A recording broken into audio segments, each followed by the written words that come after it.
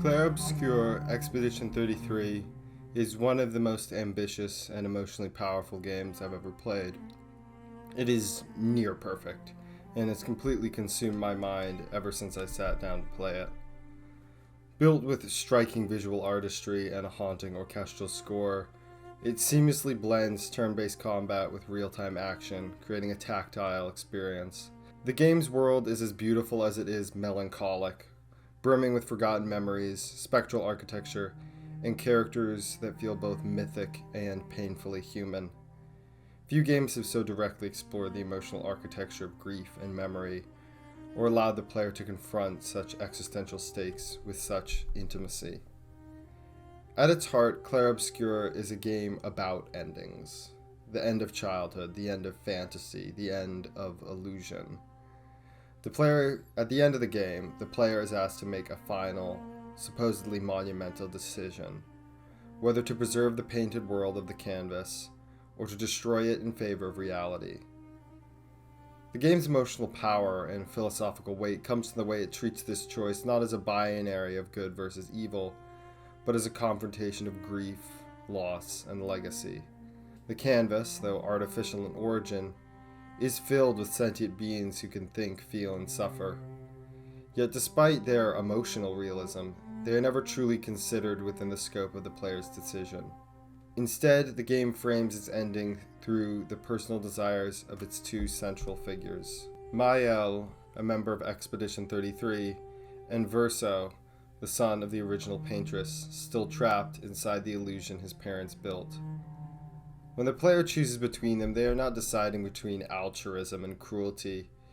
They are choosing between two different kinds of emotional selfishness. Mael wants to preserve the canvas not because it's morally right, but because it gives her purpose. Verso wants to destroy it, not out of justice, but because he can no longer bear the contradictions of his own existence. In both endings, the canvas and those who live in it become collateral, saved or sacrificed not on their own terms, but as projections of someone else's pain.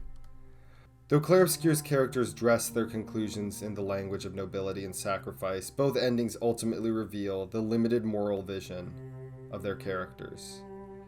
This is not a story about doing what is right, it is a story about doing what feels right. The canvas is the heart of Clair Obscur, a fragile, illusory world created out of grief and love. It was built by Verso and maintained by the paintress in order to hold on to the little she has left of her son. On paper, it is just a painting, a synthetic landscape with no claim to physical reality, and yet within the canvas dwell characters with thoughts, memories, fears, and dreams. They form friendships, they mourn losses, they fight for survival. In short, they behave exactly as one might expect beings with consciousness to behave. Though they are born of brushstrokes, their lives feel real. The game's own design, its layered writing, evocative performances, and emotionally charged environments ask the players to treat them not as set dressing, but as people. And yet, for all that emotional depth, the final decision at the end of the game renders them morally weightless. The inhabitants of the canvas have no voice in what happens to them. Whether the world continues or is destroyed depends entirely on the personal, emotional opinions of Mael and Verso. The game gives no space for the canvas beings to testify, resist, or even express their opinions about what might come. Their reality is determined for them. They exist at the mercy of others' grief. This contradiction is, in my opinion, central to Clair Obscur's ethical tension. The canvas is treated as emotionally real, but never ethically real. The player walks amongst its people, listens to their stories, watches them suffer and love, but is never asked to consider what moral obligations might come with that intimacy. The canvas is a place we are meant to care about, but not a people we are meant to protect. And the protagonists, despite fighting for the fate of this world, rarely meaningfully wrestle with the moral implications of deciding its future. The emotional realism of the canvas is profound, but the ethical silence surrounding it is deafening. Verso's ending offers a stark and final resolution to the story of the canvas. When the player sides with Verso in the final confrontation, the painted world and all its inhabitants are utterly destroyed. The canvas, with its memories, dreams, and lives, is erased in an act of total annihilation. This choice is presented as an embrace of harsh reality, a rejection of illusion and escapism in favor of accepting mortality and loss.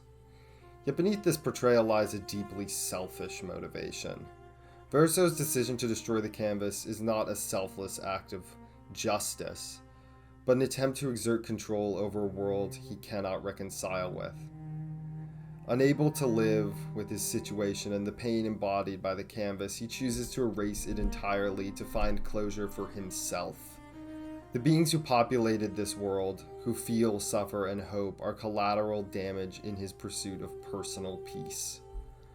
This act of obliteration denies any moral consideration to the canvas's inhabitants. Their existence, while emotionally vivid throughout the game, is ultimately dismissed as irrelevant to Verso's quest for emotional closure. The destruction is absolute, leaving no chance for negotiation, growth, or mercy. Verso's acceptance is thus not an ethical reckoning, but a unilateral erasure, one that silences the many to soothe the one. By framing this ending as a choice, Clair Obscur asks the player to confront the consequences of seeking emotional closure at the expense of others. Verso's path is not a morally superior one, but a different kind of selfishness, one that chooses annihilation over complexity and personal relief over collective survival. When the player chooses to side with Maëlle in the final battle, she defeats Verso and assumes the role of the new paintress. The canvas is preserved, and the world of Lumiere continues on, rebuilt under her guidance, sustained by her memory. At first glance, this ending appears hopeful, even redemptive. A world is saved, the cycle of the Gommage is broken, and Maëlle fulfills the promise of Expedition 33. But this so-called salvation is not motivated by justice or concern for the canvas's inhabitants. It is motivated by Maëlle's inability to let go. Having lost everyone, her fellow expeditionaries, her past, and her future, Maëlle clings to the canvas as her last tether for meaning. The act of saving the world is a less heroic gesture and more an extension of her inability to accept reality. She needs the canvas to survive, not because its people deserve life, but because she cannot bear another loss. Her decision is not entirely a product of empathy. It is mostly a product of emotional exhaustion. The world she preserves is not saved for its own sake, but because it gives her a purpose and a role to fill. What's more, Maëlle does not ask the people of the canvas if they even want to continue. She assumes, like the paintress before her, that her authority as a real being grants her moral license to define their future. Her intentions are not cruel, but they are unquestionably selfish. She keeps a world alive because it makes her feel less alone. She replaces grief with control, and in doing so recreates the same dynamic that led to the creation of the canvas in the first place. A world built as a response to suffering, not a solution to it. And yet, despite its selfish roots, Maëlle's ending does something Verso's cannot. It leaves the door open. The world continues, the canvas survives, its inhabitants, whether born from memory or invention, are not destroyed. Life is given a chance, however compromised, however fragile, however controlled, to go on. In preserving the canvas, Maëlle preserves possibility. The beings within the painting are allowed to grow, change, and perhaps even reach an awareness of their own condition. In a sense, she gives them a second chance at authorship, even if she is unwilling to let go of the brush for the time being. While Maëlle's choice is mostly motivated by selfishness, her desire to stop the canvas from being destroyed does account for the moral worth of those living inside of it. This is what makes Maëlle's ending more morally ambiguous. Her motivations are selfish, but her outcome is not entirely destructive. She denies the canvas's inhabitants the right to choose their fate, but she doesn't outright deny them the right to exist. Unlike Verso, who ends the world out of pain, Mael holds on to it out of pain, or perhaps delusion. And while it may not be ethically pure, it is ethically complex. If there is any future in Clair Obscur, it lies in the uncertainty Mael leaves behind. Her decision may not be just, but at least it preserves a world in which justice might one day be possible. If not for her, then for those who come after.